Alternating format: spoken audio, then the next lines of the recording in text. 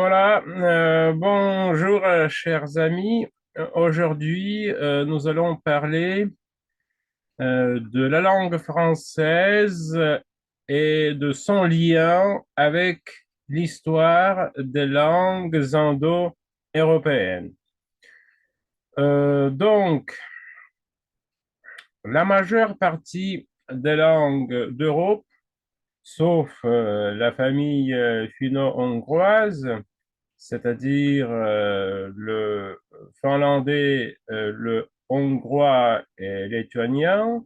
Donc, sauf ces trois langues et aussi les langues du nord de la Sibérie, par exemple. Donc, sauf toutes ces langues que je viens de citer, toutes les autres langues parlées en Europe et beaucoup de langues parlées en Inde remontent ou ont leurs origines de la langue mère, la langue indo-européenne, qui avait existé, au moins ce qu'on puisse supposer, il y a, dirais-je, 10 000 ans, peut-être 12 000 ans. Voilà, cette langue était parlée par les tribus, par différentes tribus, voilà, de l'Europe et aussi par, par les peuples de l'Inde. Donc, est-ce que cette langue était monolithe ou bien avait-elle des dialectes? Euh, la science n'a pas de réponse univoque à cette question, mais on peut supposer que cette langue avait plusieurs dialectes qui a donné des futures familles, de futures divisions de cette même langue. Pour comparer la situation, on peut faire les parallèles, vous voyez, avec le latin tardif ou avec le latin vulgaire. Quand, les... quand le latin s'est divisé en plusieurs dialectes, et ces dialectes, finalement, ont donné euh, les futures langues comme le français, le portugais, l'espagnol, l'italien, etc. Donc, la situation euh, était presque la même, mais d'une ampleur plus grande. Ce qui est fort dommage pour les historiens des langues, pour les comparativistes, ce que malheureusement cette langue n'a pas laissé, je veux dire la langue indo-européenne, n'a pas laissé de traces écrites, car à l'époque, l'écriture n'existait pas. Voilà. La question d'ailleurs de l'écriture, c'est une question très passionnante, mais je ne vais pas l'aborder dans cette vidéo. Je vais juste aborder l'histoire des langues qui remonte vers la langue mère indo-européenne et leur division. Et je vais parler aussi des textes. Voilà, donc je vais sortir mon schéma et je vais partager l'écran pour qu'on puisse voir cette division. Voilà. En haut, tout en haut, nous voyons la langue mère indo-européenne. Donc, je répète, elle n'a pas laissé de traces écrites, mais grâce à la reconstruction, c'est-à-dire quand on compare toutes ces langues qui remontent vers la langue indo-européenne, on peut faire ce qu'on appelle la reconstruction et supposer approximativement, je le souligne, approximativement, la structure de cette langue et même reconstruire quelques mots qui seraient plus ou moins de la même forme voilà, que nous donne la reconstruction. Et donc, si vous avez remarqué que les chiffres, les noms de famille comme la mère, le père, le frère, euh, résonnent ou sonnent de la même façon dans toutes les langues indo-européennes. Par exemple, en français, nous avons la mère, en italien, la madre, euh, en anglais, mother, euh, voilà, etc. Par exemple, frère, fratello, brother, en russe, brat, euh, le même, pas le même cas, mais la même chose avec le mot la sœur, sister, sistra en russe, sorella en italien, Schwester d'ailleurs en allemand, et comme ça, et les chiffres. 1, 2, 3, 1, 3, 4, 1, 2, 3, 1, 2, 3 en russe. Voilà, uno, due, tre. D'ailleurs, en latin préclassique et en sanskrit, c'est la même forme. Tri, voilà, la même forme nous avons en russe d'aujourd'hui, en ukrainien aussi. Voilà, moi j'ai cité quelques exemples. D'ailleurs, le verbe donner, dare en italien, donner en français, date en russe. Donc, nous voyons la proximité de toutes ces formes. Eh bien, donc, comme j'ai déjà dit, cette langue n'a pas laissé des traces écrites, mais ayant des dialectes, cela a donné les futurs groupes suivantes. Donc, on va commencer par les langues baltes, oui. On va passer par les langues celtiques, on va mentionner aussi les langues germaniques, ensuite indo-iranienne, ensuite romane, la branche la plus intéressante peut-être, les langues slaves, et malheureusement dans ce tableau, ah si, on mentionne ici les langues indo-iraniennes, mais bizarrement sur ce tableau il n'y a pas de sanskrit, mais c'est pas grave parce que je vais aussi parler de l'histoire de cette langue que je connais par cœur. Donc, ce qui nous permet aussi d'observer l'histoire des langues indo-européennes, ce sont les textes. Les premiers textes apparaissent dans la langue hittite, qui était la langue sœur ou assez proche du sanskrit, et ces textes datent de 1900 avant Jésus-Christ. L'apparition un peu plus tardive, c'est le sanskrit védique, 1800 avant Jésus-Christ.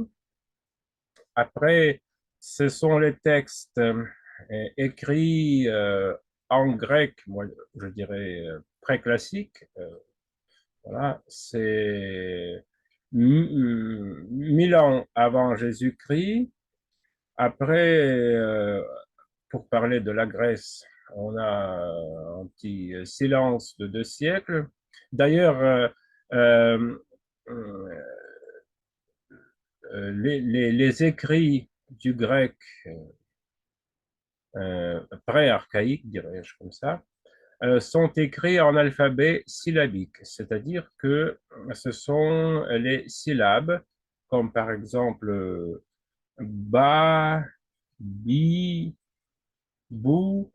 Et quand il s'agit de lettres syllabiques, chaque fois, toutes ces syllabes sont considérées comme les lettres différentes. D'ailleurs, c'est le cas du sanskrit. Et védique et classique, c'est l'écriture syllabique. Voilà, donc, mais revenons à la Grèce. Il y avait donc l'alphabet syllabique 1000 ans avant Jésus-Christ, et après, en bref silence, l'alphabet grec et surtout les textes qui sont écrits dans cet alphabet réapparaissent avec l'Iliade et l'Odyssée d'Homère, et déjà nous voyons l'écriture avec les lettres. D'ailleurs, ces lettres n'ont pas l'origine indo-européenne, mais elles ont l'origine d'une autre famille de langues mytho-sémitiques, c'est-à-dire des langues. En fait, ces lettres remontent jusqu'à l'Égypte ancienne, voilà, et donc finalement, ils se sont transformés pour devenir devenir l'alphabet hébreu, arabe, et elle était transmise, je veux dire les lettres, par les Phéniciens. Voilà, c'est chez les Phéniciens que les Grecs ont appris leurs lettres et les ont transformées en alphabet grec. Je simplifie un peu les choses parce que voilà, dans les alphabets sémitiques, il n'y a pas de voyelles, donc les Grecs ont inventé des voyelles, voilà, ce qui est intéressant. J'espère que c'est pas trop confus dans votre tête. J'essaie de structurer bien un peu tout ce que je dis, j'espère que j'y arrive. Voilà, donc revenons au texte. Donc, les textes bien plus tardifs apparaissent chez les Grecs avec l'Iliade et l'Odyssée au 8e siècle avant Jésus-Christ. Et encore, les textes les plus tardifs des langues anciennes, je ne veux pas, je n'aime pas le nom des langues mortes, donc je dis les langues anciennes. Voilà, donc l'apparition la plus tardive, c'est chez les Romains, à Rome antique, à Rome antique. Voilà, c'est l'apparition la plus tardive. Donc, comme ça, je répète, la langue hittite, voilà, les dates des premiers textes. La langue hittite, 1900 avant Jésus-Christ. Le sanskrit, 1800 avant Jésus-Christ. Les Grecs, 8e siècle avant Jésus-Christ. Et les Romains, c'est environ 3e, 2e siècle avant Jésus-Christ. Ces textes sont très, comment dirais-je, abondants, très riches. Il s'agit de la littérature très riche, la littérature sanscrite, grecque et latine. Ce qui nous permet d'imaginer l'état où les langues, ou leur état plutôt, était bien plus proche de la langue mère indo-européenne. Et bien sûr, on peut supposer que les langues les plus proches de l'indo-européen sont le sanskrit et la langue hittite. Et en faisant la comparaison de toutes ces langues, on peut tirer la conclusion que la langue mère indo-européenne était d'une complexité extrême, d'une richesse extrême. Et donc, c'est la grande perte culturelle de l'histoire humaine qu'on n'a pas d'écriture. On n'a pas d'écriture dans cette langue. Voilà, parce que on trouve déjà les traces bien plus tardives dans le sanskrit, dans le grec, etc. Voilà, qui nous permettent à faire une certaine représentation, une certaine idée comment c'était un peu avant. Voilà, comment c'était un peu avant. Donc, euh, le sanskrit, donc l'Inde, euh, s'y mettre de côté un peu la langue hittite, euh, parce que la langue hittite, en fait, il n'y a pas beaucoup de sources, malheureusement. Euh, Ça fait presque tous les textes font un seul livre. Tandis qu'en sanskrit, nous avons plusieurs volumes des Védas. Veda, ça vient du verbe connaître. D'ailleurs, ce qui est intéressant, en russe, dans la langue russe, jusqu'à présent, on a la même forme, ou presque la même forme, Viedet. Viedet, ça veut dire savoir, connaître. D'ailleurs, ce qui est intéressant, le mot yogi euh, est emparenté du mot français joue, J, O-U-G, ça s'écrit joug, donc J-O-U-G. Voilà, et avec le mot russe ego. Pourquoi ce sens? Parce que le yogi, c'est celui qui ou maîtrise, fait l'oppression de ses passions.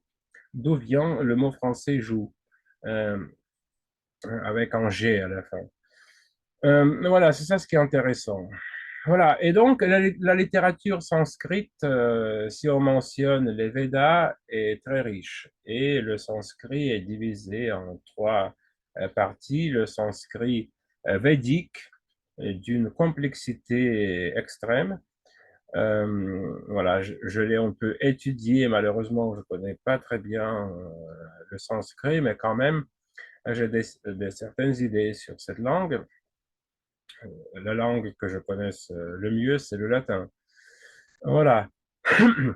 Et donc, le sanskrit védique, le sanskrit classique, qui s'est simplifié un peu, le prakrit, euh, c'est en quelque sorte comme le latin médiéval, et déjà les langues actuelles de l'Inde, qui est l'hindi, l'ourdou, la langue tzigane d'ailleurs, voilà, et d'autres.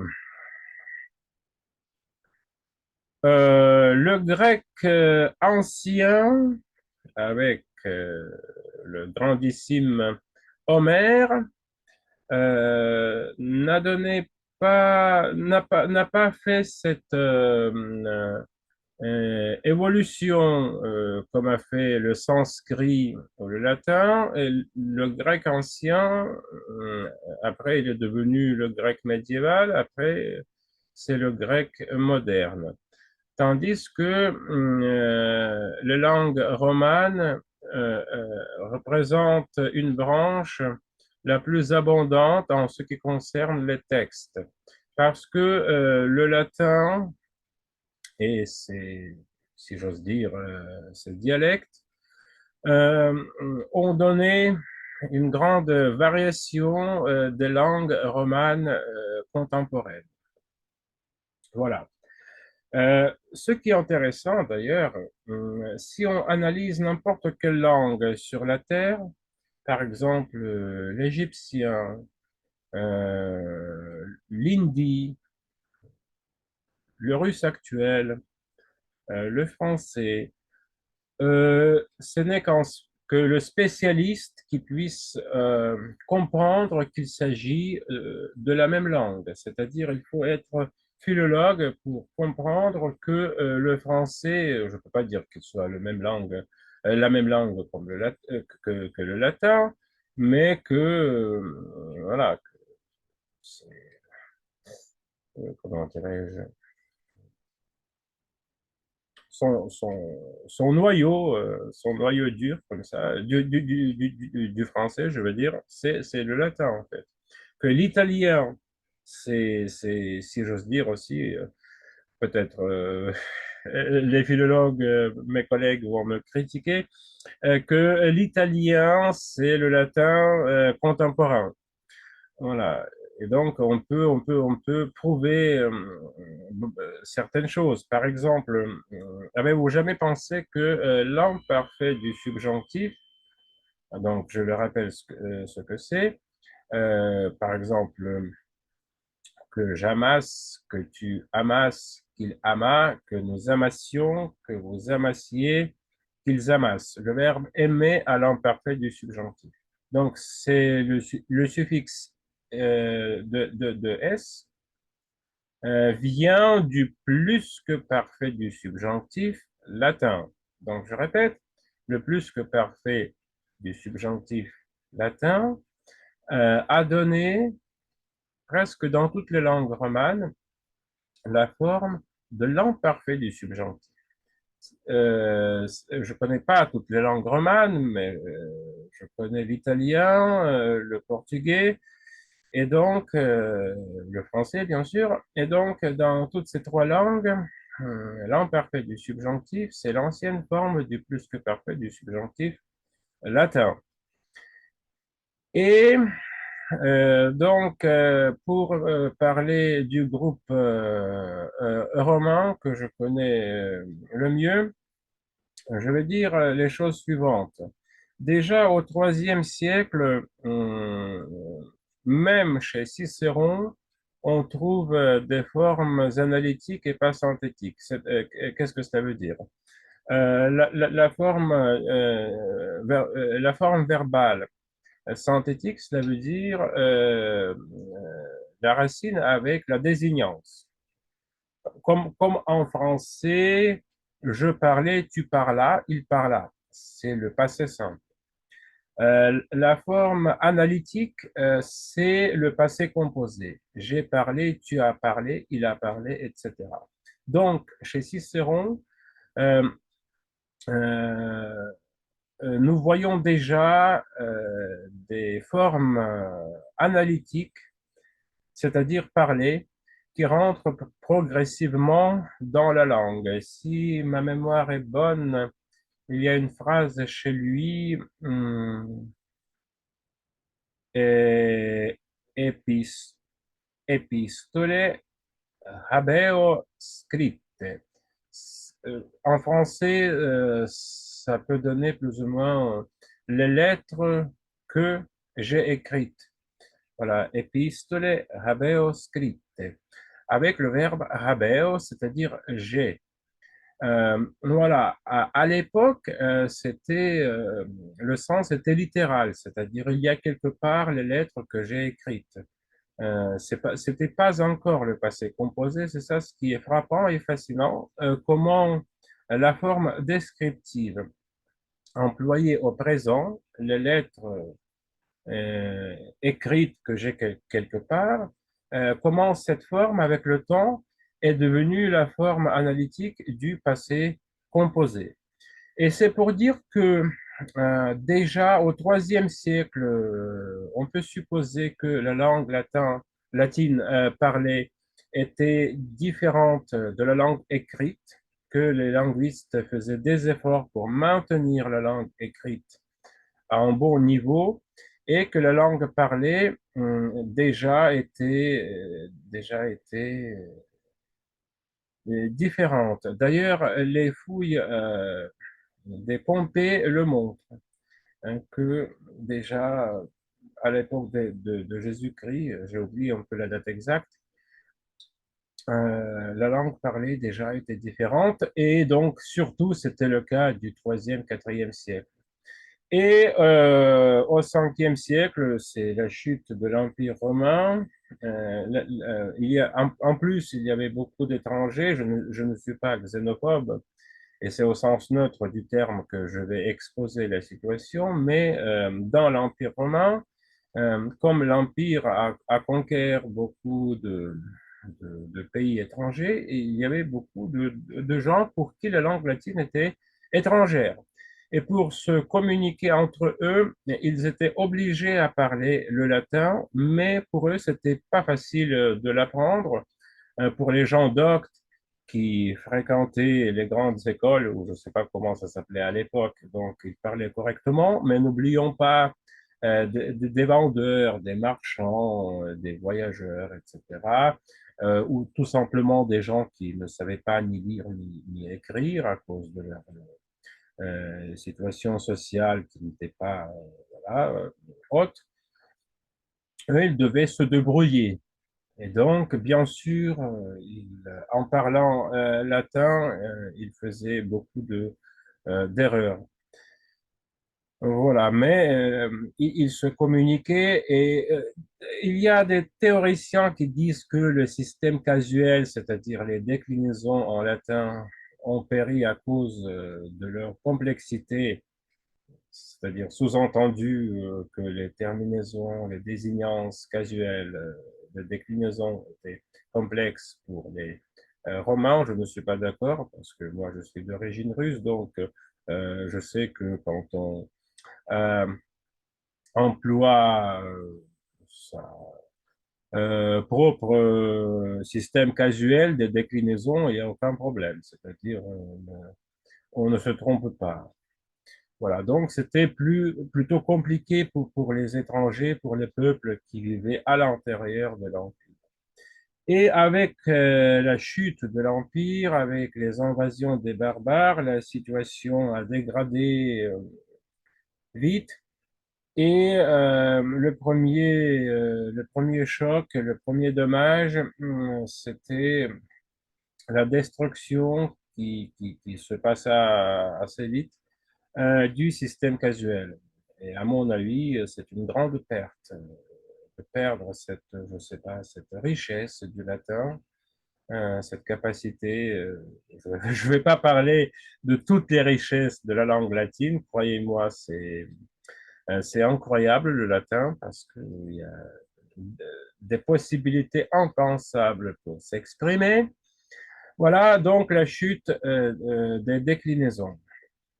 Le système qui a tenu le plus, c'est le système verbal, les systèmes de verbes. C'est pour ça qu'en français, pas seulement en français, mais le système verbal français, italien, portugais reste assez proche du système latin.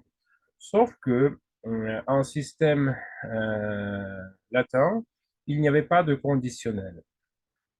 Par contre, le subjonctif, il était très riche et fructueux. Voilà. Et donc, il y avait les formes synthétiques avec les désignances, les suffixes, mais il n'y avait presque pas des formes du type du passé composé. Je dis presque pas parce que quand même, il y en avait des formes analytiques, comme par exemple natus sum au passé. Voilà. Et donc, avec le changement du paradigme, les formes analytiques ont commencé à prévaloir dans, dans le latin vulgaire, dirais-je. Voilà, et les premières traces de langue romane contemporaine, on commence à les remarquer déjà à partir environ du Xe siècle. Les premiers textes en portugais apparaissent au XIIe siècle. Voilà, avec le français, la situation est un peu plus compliquée. Euh, c'est un peu plus tard. Et la normalisation du français et de l'italien se passe dans les années 1500. Si je ne me trompe pas, le premier dictionnaire italien, ça date de 1507. Voilà. Et le premier dictionnaire français, c'est 1537 ou quelque chose. Je sors les dates de mémoire, donc je peux me tromper. Mais disons, dans les années 1500, les Français et les Italiens ont créé leur premier dictionnaire, français-latin, euh, italien-latin, et surtout l'Académie française dans les années 1600. C'était vraiment voilà, un phénomène. Elle a beaucoup travaillé pour élaborer la langue française, euh, pour qu'il puisse remplacer le latin. Pourquoi automatiquement l'italien ou le latin ne pouvait pas remplacer le latin? Donc, pourquoi le français et l'italien ne pouvaient pas remplacer automatiquement le latin? Parce que le latin était une langue de science et de philosophie au Moyen Âge. Tandis que le français et le latin, avant ces grandes réformes, étaient plutôt les langues parlées, les langues du peuple, dirais-je comme ça. Euh, et comment faire pour que une langue puisse exprimer la philosophie, la science, etc. Voilà, et je vais faire une petite parenthèse parce que oui, c'était les langues du peuple, mais pas seulement, parce que déjà Pétrarque, il s'est exprimé dans la Vulgate, hein, donc par écrit. Michel Montaigne, il s'exprimait en français de son époque, donc c'était pas seulement les langues des peuples. Bien sûr, il y avait déjà des écrivains, des philosophes, etc., des poètes. Voilà, mais il fallait quand même que le français et l'italien deviennent les langues de la science et de la philosophie. Pour ça, il fallait réintroduire ou franciser toute la terminologie latine pour que on puisse employer la même terminologie en français. C'était le grand défi pour l'Académie française et elle a bien réussi, bien qu'il y ait eu quelques erreurs étymologiques. Je ne vais pas ici exposer les détails, mais on a finalement réussi pour le bien et pour le mal, parce que les langues romanes contemporaines sont devenues les langues de la science et de la philosophie, mais malheureusement, surtout au XXe siècle, euh, c'était presque la fin de l'existence de la langue latine en tant que la langue médiévale, de la philosophie médiévale internationale surtout. Voilà, c'était ça la grande perte. Voilà, j'ai essayé d'être plus ou moins bref, mais bien sûr, chacun de ces thèmes que j'ai abordés exigerait un développement plus vaste. Par exemple, le lien du système verbal français avec le système verbal latin. Même j'aurais pu faire voilà, une analyse détaillée, mais comme c'est plutôt pour les amateurs des langues, je pense que ma petite conférence était intéressante pour vous. Voilà, je vous remercie, voilà, et je vous dis à la prochaine.